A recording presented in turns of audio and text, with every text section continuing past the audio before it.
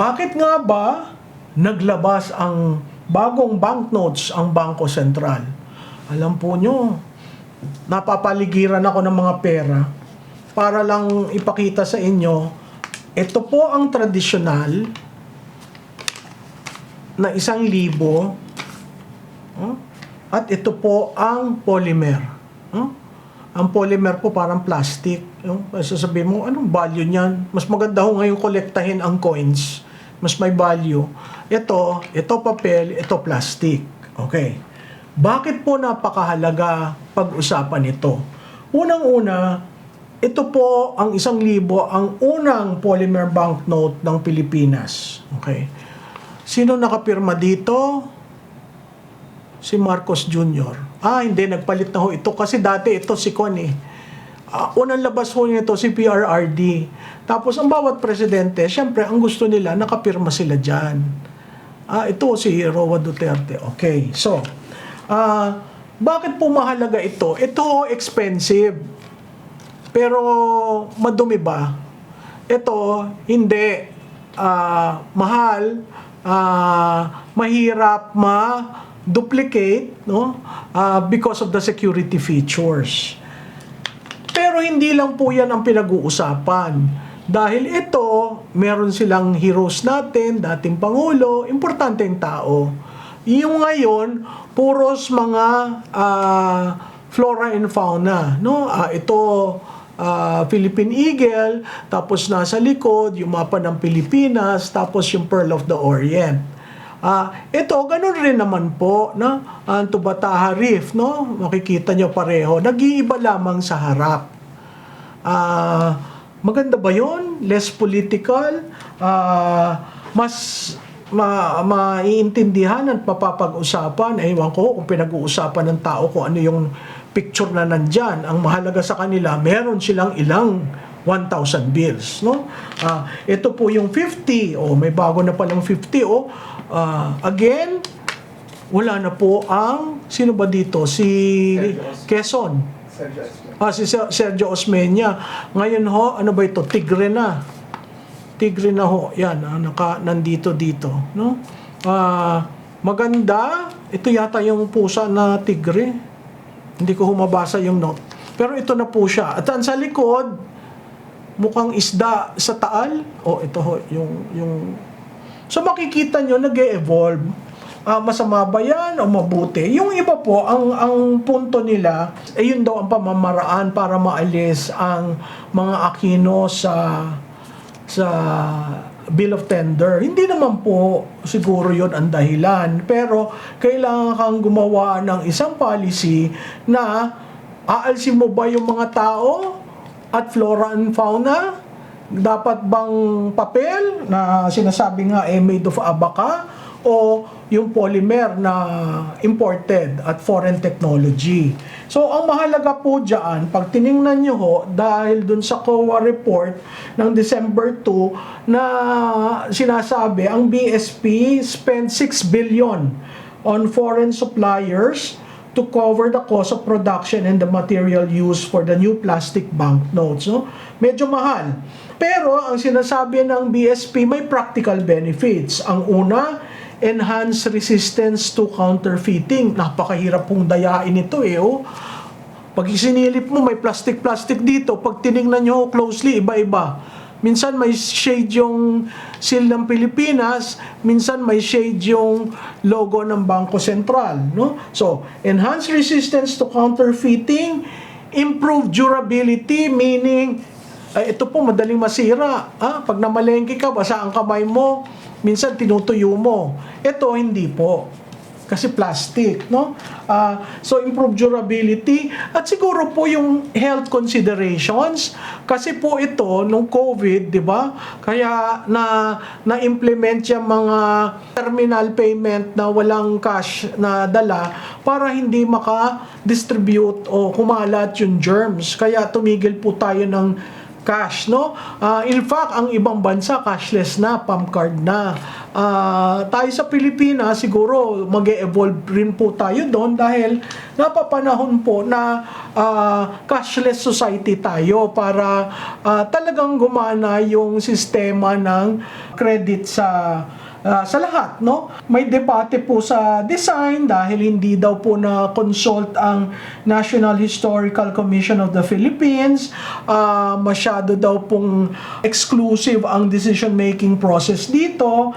Tapos of course po nag-register ng opposition ang ATOM na yan po ang dating head niyan ay kapatid ng Ninoy Aquino na si Butch Aquino at sinabi na wag naman daw pong paltan ang images, ang imahe ng ating mga heroes at paltan ng mga local wildlife, no? Sinabi nga nila diyan for more than 2 decades, no? Ang pamilya Marcos has been hard at work trying to rewrite history and erase from our collective memory the heroes who bravely fought for our freedom. Meron naman pong katotohanan yon kasi alam mo pag ito educational kasi ang mga bata sasabihin sino nga ba yung agilang yan, meron ba tayo sa Pilipinas, educational, pero yung pong muka at imahe ng mga Aquino, lalo na sa isang 500 bill, parte po yun ng kasaysayan natin eh. Siguro pwede magkaroon ng consensus, may enough na iba na lang na bill at wag nang pilitin yun. Pero nandito na po at mukhang itutuloy-tuloy na ito. Now, ang cost of production po, very prohibitive. Meron pong ilang kumpanya, isang British, isang Sueso, isang German ang naging contractors para dito sa polymer. Ang total cost po niyan ay 5.95 billion or almost 6 billion for the entire project, no? Ano po ang kagandahan nito? Ito daw pong polymer hindi nyo parating pinapaltan, no? Kasi ito madaling masira. So pag nasira, ma-demonetize, magpiprint uli sila ng bago. Yun po cost. In the long term, may additional cost. So parang lumalabas 6 times more expensive ito kisa dito. Kasi ito 6 times ang term na bago masira, no? Ang length of time bago masira. So kung titingnan po ninyo, napaka-importante na makita natin yung cost implication ng ganito. Pero kung kayo'y nagta-travel, no, sa ASEAN, ay karamihan po polymer na. Abroad, European, karamihan po polymer. Yung iba pa nga po, hindi ganitong kahaba, parang mas maiksi. Para mas cheaper ang cost of production kasi pag ganitong kahaba talagang imagine niyo yung plate para dito. So this is plastic. So if it is plastic, this is paper. For the environmentalists, probably this one may not be to their liking, but plastic, pwede po itong renewable plastic, no? Pero hindi na ako papasok doon. So, ito lang po yung pinag-uusapan natin. Mahalaga bang paltan? At mahalaga bang isatabi ang mga muka ng ating mga leaders at ating mga heroes at lagyan ng flora or fauna as the motif of our banknotes, no? Kung titingnan po natin ito po ba, when was the last time na paltan? Ito po ba mas tatagal? So lumalabas mas matagal ito, no? But the cost implication is very high. But in the long term, ang sinasabi ng mga may alam, ito daw po is very good. Kumbaga na-recover mo na yung gastos mo, siguro mga 3 times. Kasi hindi ka magpiprint katulad nito. So, alam po nyo, ang mali lang doon sa proseso, hindi nasangguni ang lahat. Nagulat na lamang ho tayo, gumising tayo, ay may polymer na, ay wala na si Ninoy at si Cory. Kuminsan po, alam nyo, pitik rin sa isip ng Pilipino pag nakita nila ang kanilang mga heroes. no? Ito wala ho tayong attachment. Ang attachment natin dito dun sa design at saka sa texture. Kaya yung iba mas gusto polymer. Pero yung iba na malaking bagay na naandun ang mga presidente, ang mga importanteng tao sa ating kasaysayan, katulad nito, si Vicente Lim, si Jose Abad Santos, napakahalaga po yun. Sino ito? Narsalina Lim? Escoda. Napakahalaga po yun para natin matandaan rin ang ating kasaysayan na tuwi tayo naglalabas ng pera mula sa ating kwarta moneda, naaalala natin sila.